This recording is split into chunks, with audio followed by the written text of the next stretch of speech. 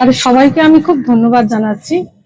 হ্যাঁ, আমারও বন্ধু, সত্যি খুব কম দিনের বন্ধু, এবং বন্ধুত্বটা হয়েছিল রাইডের জন্য। প্রথম কথা আমার আজও মনে পড়ে, প্রথম দেখা, প্রথম কথা একটা কোনো রাইডের শেষে, তুই এটা কতদিন চালাচ্ছিস?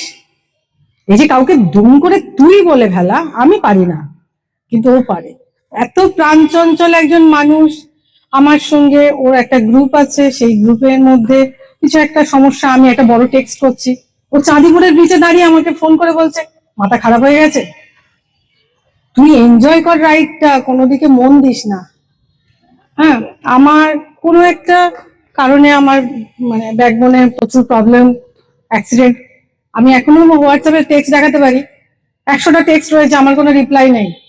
তুই ডাক্তার দেখা, আমি অ্যাপয়েন্টমেন্ট ফিক্স করে রেখেছি, তুই দেখালি তো ব্যথা কমেছে, আজও বলতে গেলে আমার গায়ে কাটা দেয়। সেই মানুষটা যে হঠাৎ করে সকালেও যে আমার সঙ্গে কথা বলেছে, বুধবার আমার বাড়ি আসবে, ওর ছেলে আমার জন্য ঝিনুক কুড়িয়ে রেখেছে, আজ মানে গতকাল আমাদের ওদের ও আর আমি আর আপনাদের সঙ্গে যে রাইড করেছিল শুভঙ্কর, মানে দেখা হয়েছিল আপনাদের, তো ওই শুভঙ্কর তিনজনের আজকে আমাদের শিলিগুড়ি যাওয়ার কথা।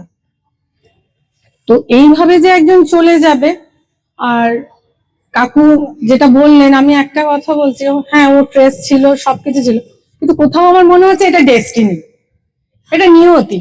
কারণ আমরাও কখনো কখনো চালাতে, কালকে যখন একটা রাইডে যেতে আমার দেরি হয়েছে, রাস্তা ফাঁকা, বাইপাস, তো আমি 80-90 চলেছি, অ্যাক্সিডেন্ট হয়নি, আমি হিরো। অ্যাক্সিডেন্ট হলে অনেক আঙুল উঠবে, কিন্তু আমরা এটা করি। তারপরেও বলবো, আমরা কিন্তু দেবাহুতিকেই সামনে রেখে যে আমাদের রাইড থেমে থাকবে না, সাবধানে চালাবো, মাথা ঠান্ডা করে চালাবো, কিন্তু রাইড চলবে।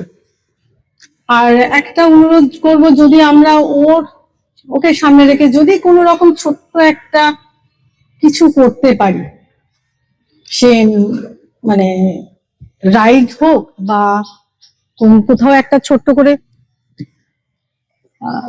হ্যাঁ না না মনে হয় এনিওয়ে, ছোট করে পুরুলিয়া গেলাম, ওই গ্রামগুলো খুব নিডি, ওকে সামনে রেখে আমরা যদি একটা রাইড করে গিয়ে কাউকে কিছুটা সাহায্য করি ওই গ্রামগুলো, ভেবে দেখতে বলবো। দুটো গ্রুপ তো আমরা এখানে প্রেজেন্ট আছি। এই বলে আমি শেষ করছি, মানে আমার আর ওকে নিয়ে কিছু বলার নেই, ও আমার প্রাণ শক্তি ছিল।